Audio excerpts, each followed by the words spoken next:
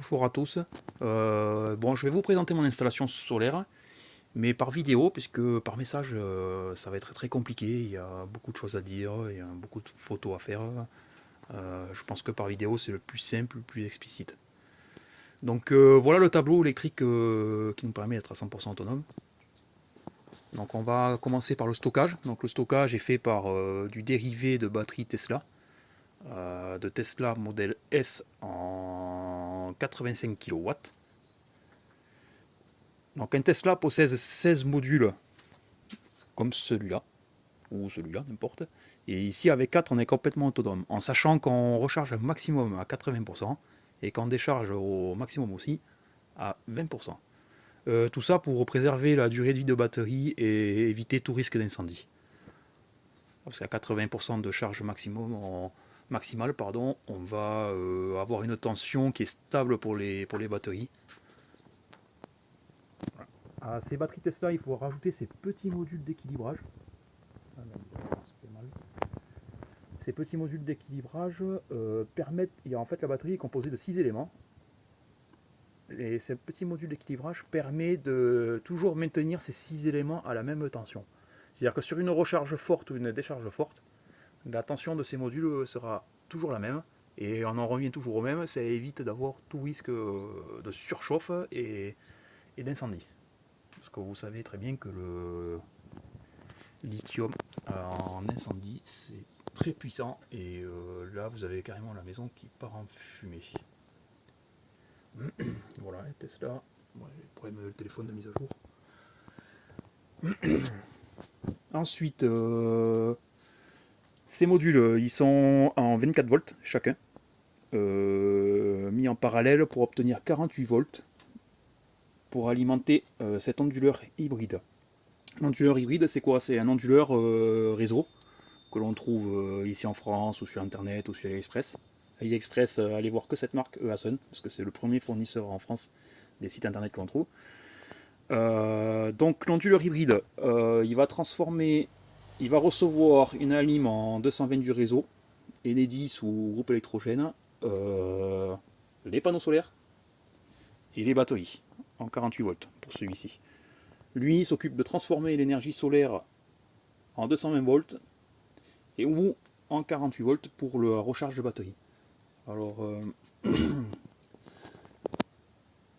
en sachant que ça c'est un onduleur hybride, vous voyez, hop, vous allez avoir des éléments ici, là. Voilà, je vous laisse lire.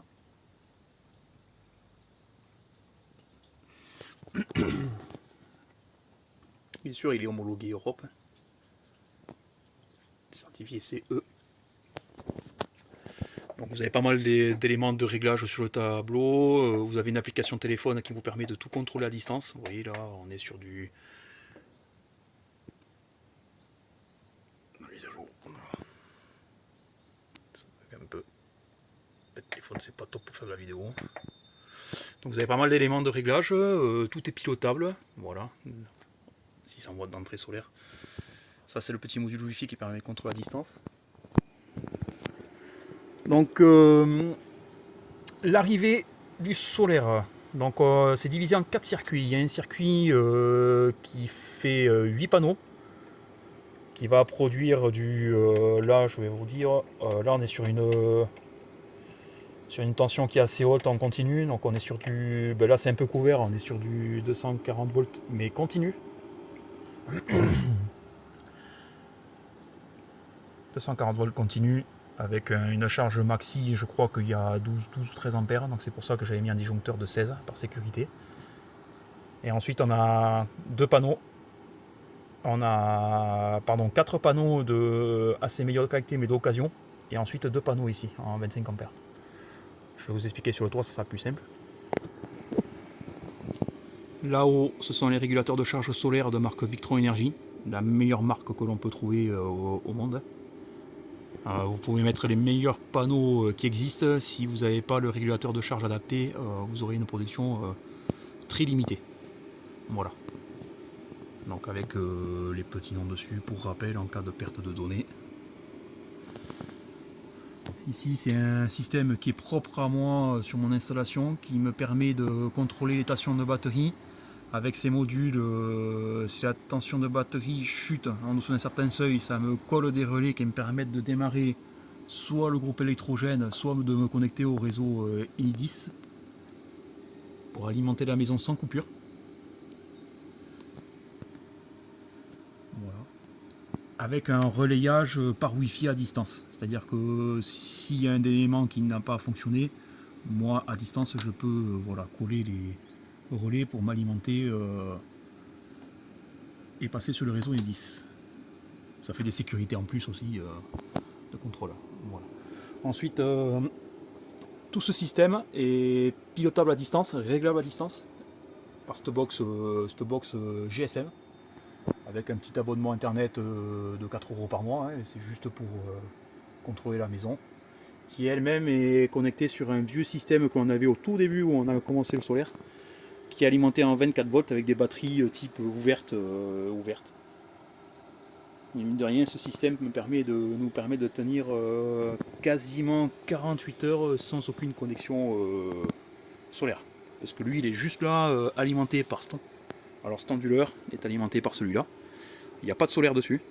C'est-à-dire que lui, il prend le relais. Si lui, il coupe parce qu'il n'y a plus de batterie, il s'est passé quelque chose, une sécurité, on a sur cet onduleur l'éclairage de la maison et le frigo, plus la box. Comme ça, le frigo est jamais coupé. Et l'éclairage non plus. Parce que si, quand ça coupe la nuit, eh bien, forcément, un peu compliqué pour se déplacer dans le noir. Voilà. Allez, je vais vous passer sur le toit du garage pour vous expliquer un peu là-haut comment c'est.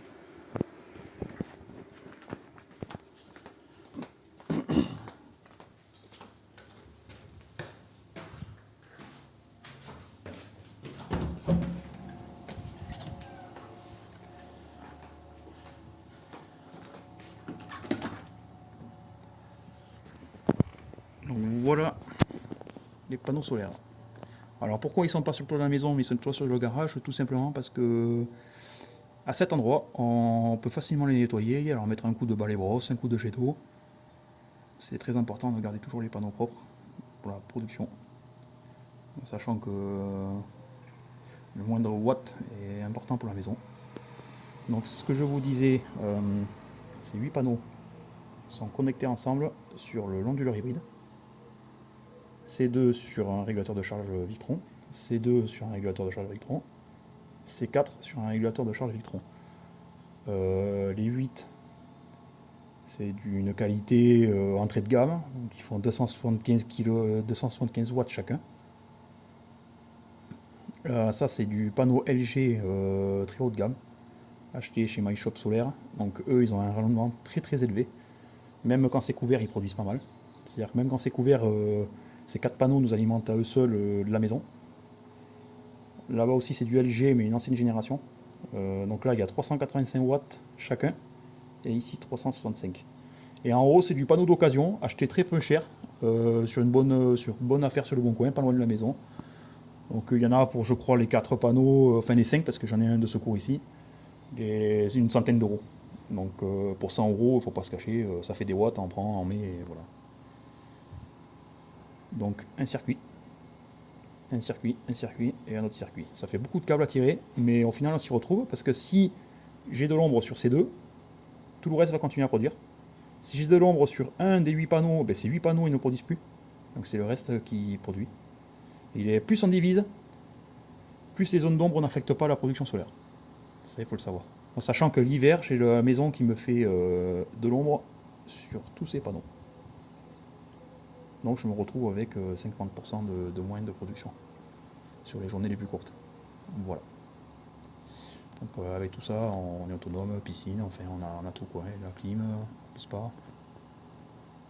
Faut juste faire attention à tout faire tourner la journée et pas la nuit. Allez, merci à tous.